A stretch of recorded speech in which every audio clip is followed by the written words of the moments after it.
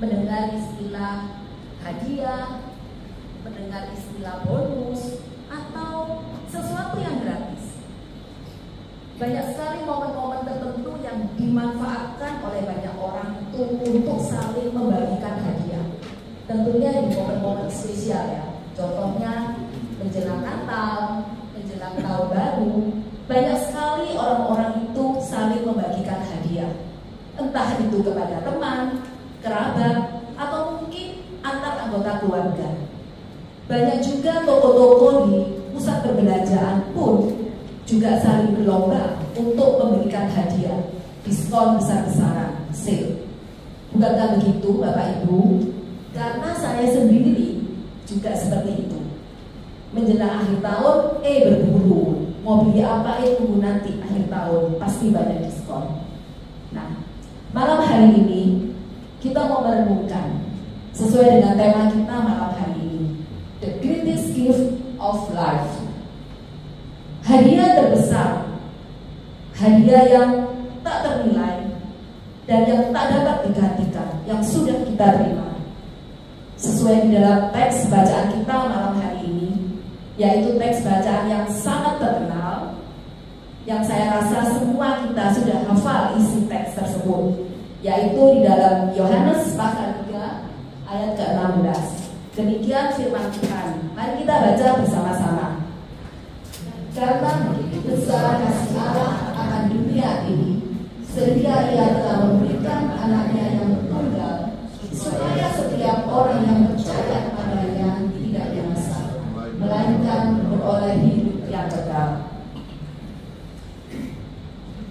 Alasan mengapa Allah rela menyerahkan anaknya satu-satunya yang tunggal itu untuk kita. Malam hari ini kita bahas ada satu alasan penting mengapa Allah memberikan satu-satunya anaknya yang tunggal kepada kita, yaitu tidak lain, bukan saja karena Allah mengasihi kita, tetapi sekaligus membuktikan bahwa Allah adalah kasih itu sendiri. Di dalam Yohanes pasal 15 ayat 13 dikatakan, tidak ada kasih yang lebih besar daripada kasih seorang yang memberikan nyawanya untuk sahabat-sahabatnya. Bukti terbesar adalah pada saat seseorang menyerahkan nyawanya untuk orang lain. Itu adalah hal yang terpenting di dalam hidup kita, dan itu sudah dibuktikan oleh Yesus, di mana kasih itu sudah kita terima saat ini. Adapun kata kasih di dalam Yohanes pasal 15 ayat 13 diambil dari bahasa Yunani, yaitu agape, yang artinya kasih tanpa syarat. Sekaligus ayat ini membuktikan pengorbanan Yesus yang disalib sebagai bentuk kasih yang tertinggi. Suatu pengorbanan yang luar biasa, dengan cucuran darah, dengan siksaan yang hebat, yang tak terkatakan. Itulah salah satu bentuk kasih yang tertinggi.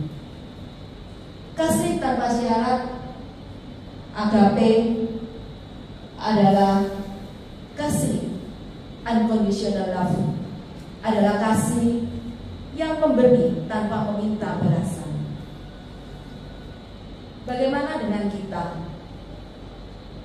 Saya yakin setiap kita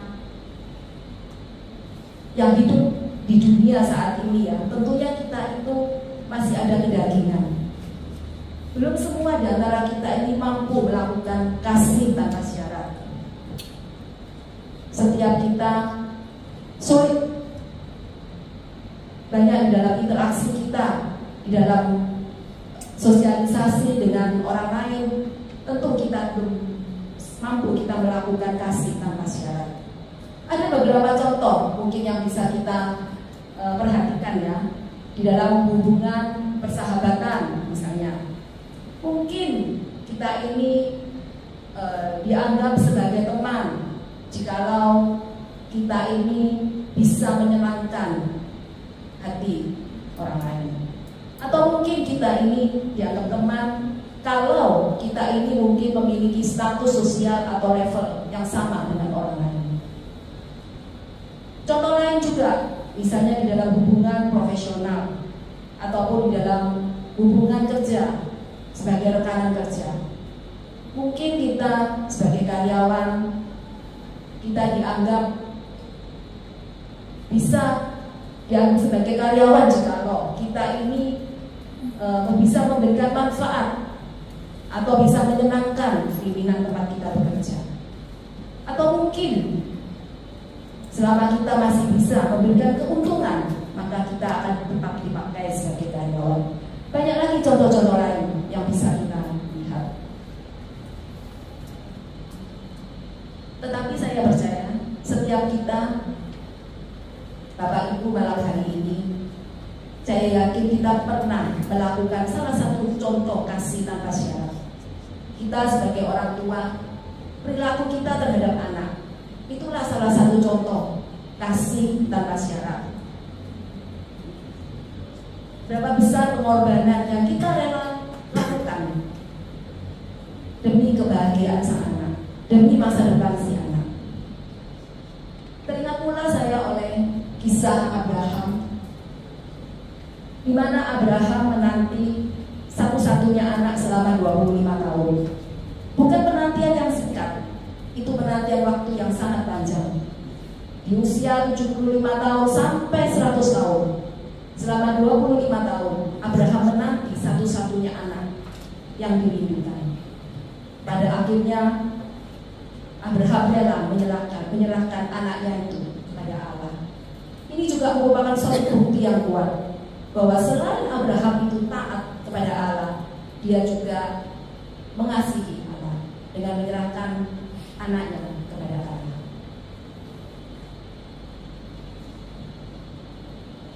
The greatest gift of life.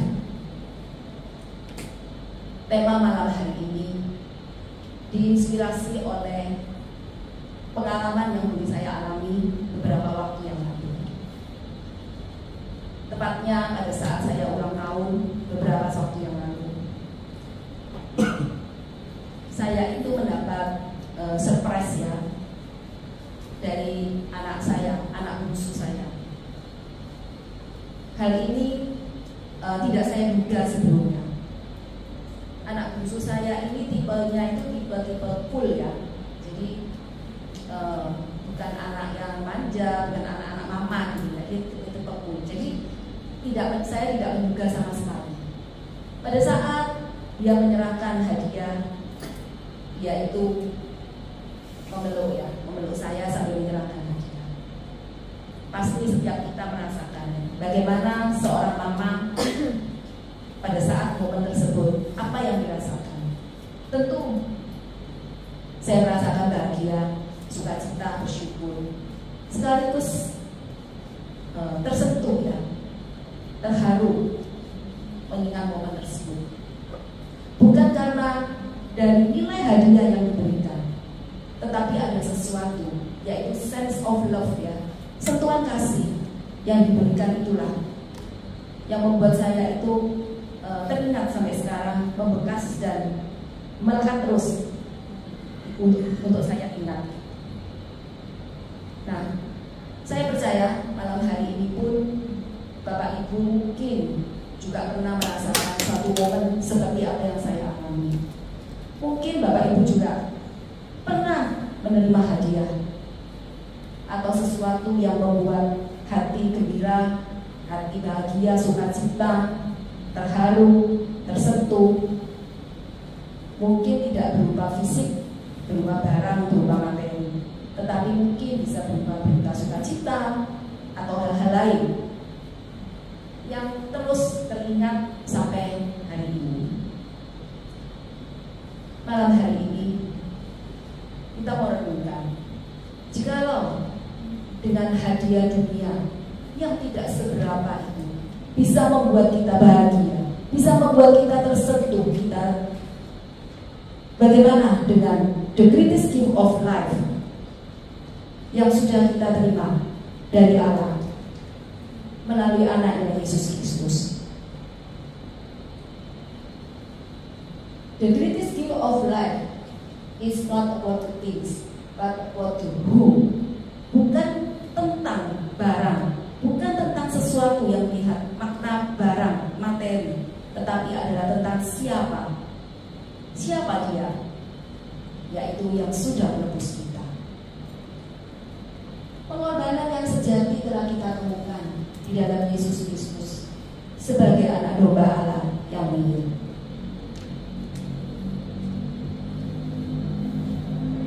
Hadiah berupa penebusan Yesus Kristus ini tidak dapat dibandingkan dan tidak dapat tergantikan oleh hadiah apapun yang ada di dunia ini. The greatest gift of life cannot be compared and replaced with anything. Karena itu sifatnya kekal, sifatnya abadi, dan tidak lekang oleh waktu. Sangat bernilai karena dapat mengubah hidup manusia, memberikan damai sejahtera, pengharapan, dan kepastian hidup yang kekal.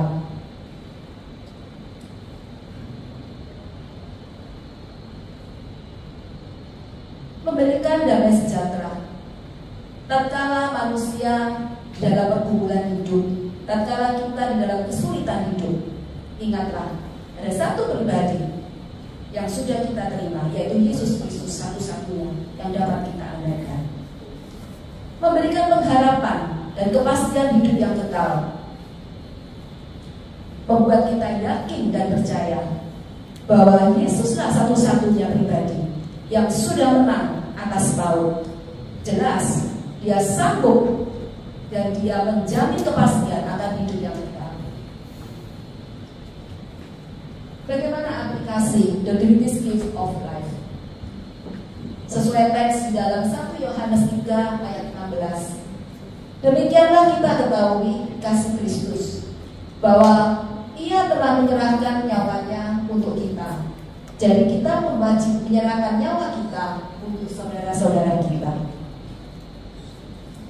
Jika kita sudah menerima dan mengalami karya penebusan Yesus Kristus itu, maka wajib dan haruslah kita membagikan kasih Kristus itu kepada saudara-saudara kita. Mungkin kita tidak dituntut untuk mengorbankan nyawa kita bagi orang lain, tetapi banyak hal yang bisa kita lakukan melalui perbuatan baik, melalui perbuatan kasih, memberi topangan, menolong sesama, baik itu yang ada di luar maupun ada yang ada di dalam komunitas gereja, sehingga setiap mereka boleh menerima berkat dari Tuhan dan mereka memuliakan Allah. Malam hari ini saya menantang kita semua untuk mengakui dan mengucap syukur atas kasih Allah yang begitu besar bagi kita, sekaligus menerima dan mempercayai Yesus sebagai satu-satunya juru selamat yang hidup. Dan biarlah hidup kita boleh melakukan kebenaran sesuai dengan firman Allah dan hidup di dalam kehendak Tuhan. Sebagai penutup, saya ada satu quote mungkin yang memberkati kita. Dikatakan, keselamatan kita peroleh dengan cuma-cuma, tetapi jangan sampai hidup kita berlalu dengan percuma. Kiranya melalui renungan malam hari ini, iman kita boleh semakin diteguhkan, karena the greatest gift of life sudah kita terima. Kita adalah orang-orang tebusan yang sangat berharga, melebihi dari apapun yang ada di dunia ini. Amin. Tuhan Yesus memberkati kita semua.